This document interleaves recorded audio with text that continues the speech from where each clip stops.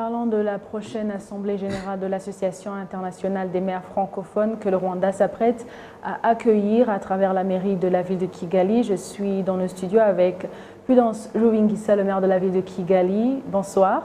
Bonsoir. Au moment où le Rwanda a décidé de s'inscrire à cette vision, à la vision de cette association, combien de villes rwandaises en étaient membres et quelle est la situation actuelle? Merci beaucoup. C'est bien le Rwanda et particulièrement la ville de Kigali accueille d'ici 5 jours le congrès international qui rejoint tous les maires francophones qui sont membres de l'Association internationale des maires francophones. Eh bien, le Rwanda, particulièrement la ville de Kigali, est membre depuis 1987. Et ça a été suivi après une dizaine d'années par la ville de Rusizi et puis après Lubavu. Et puis aujourd'hui, Nyanza a rejoint après. Et nous pensons également que pendant le congrès, pendant le sommet, les autres villes qui veulent également rejoindre l'association, notamment les villes du Rwanda, qui sont connues comme villes satellites, qui accompagnent ou bien qui ont des activités supplémentaires au niveau du développement de la ville en termes d'une économie ou du développement durable. La ville de Muhanga, la ville de Musanze et puis la ville de Huye rejoindront également et ils ont été invités et puis ils vont également soumettre leur demande de devenir membres. Merci beaucoup. Et l'AMF regroupe les maires convaincus qu'en changeant la ville, nous pouvons changer le monde. Pourriez-vous nous parler des stratégies que vous utilisez pour matérialiser cette conviction? Oui, en changeant les villes, on change le monde.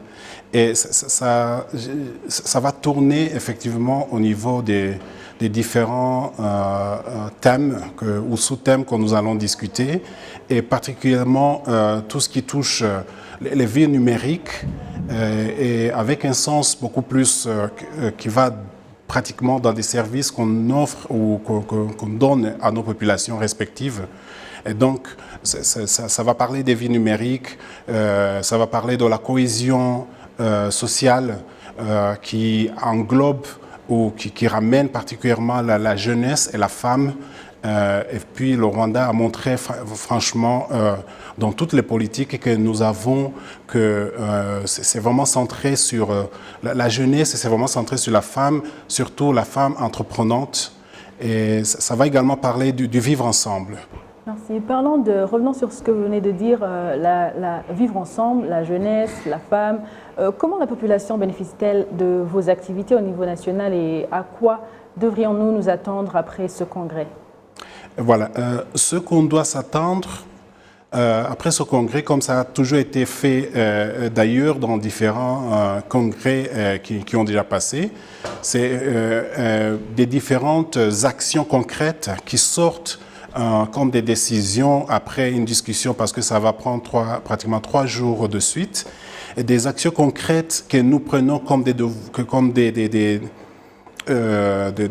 activités que nous allons formuler avec un accent particulier qu'on va donner à nos populations. Par exemple, il s'agit de voir la planification familiale.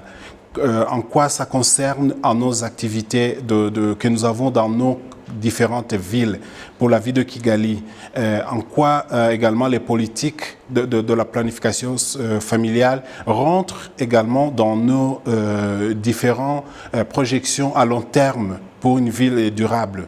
Est-ce que si nous faisons le plan directeur de la transformation, du développement de la ville de Kigali, on tient compte de cette trajectoire de la population qui s'accroît du jour au jour? Et quelles sont les leçons qu'on peut tirer d'une ville à l'autre pour pouvoir former des actions concrètes? Et quand il s'agit également du numérique dont j'ai parlé, les services que nous offrons aux différentes populations pour réduire le mouvement, les trajets que les gens font. On fait référence ici au service d'Irembo, on fait référence aussi au service de la population que nous avons. Donc c'est ici vraiment l'innovation que nous voulons mettre en avant et voir en quoi ça change la vie de tous les jours de nos populations. Et quand il s'agit maintenant de vivre ensemble, c'est les exemples concrets que j'ai donnés pour nos deux villes de l'Ouest qui font des activités au jour le jour avec les villes sœurs de l'autre côté et voir comment on peut vivre ensemble. Et avec aujourd'hui, on en parle également, mais dans le contexte Covid, pour voir les leçons qu'on peut tirer pour les 2 dernières années, qu'on peut faire en sorte qu'on continue à faire des activités, on continue à vivre ensemble, mais toujours est-il en mettant l'accent sur le contexte Covid et donc voir des leçons qu'on peut tirer et avancer mieux. Merci beaucoup, Monsieur le maire. 30 secondes, quel message à tous ceux qui nous suivent? Un message particulier à ceux qui nous suivent, je dirais... Déjà, nous sommes dans les moments difficiles.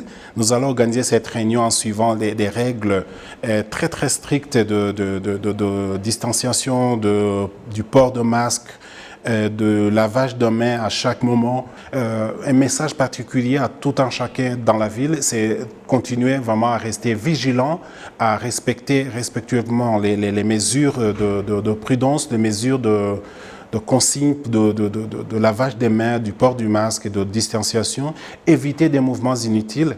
Et voilà, c'est un message particulier qui se tourne autour du Covid. Merci beaucoup, Monsieur le maire. Merci à vous.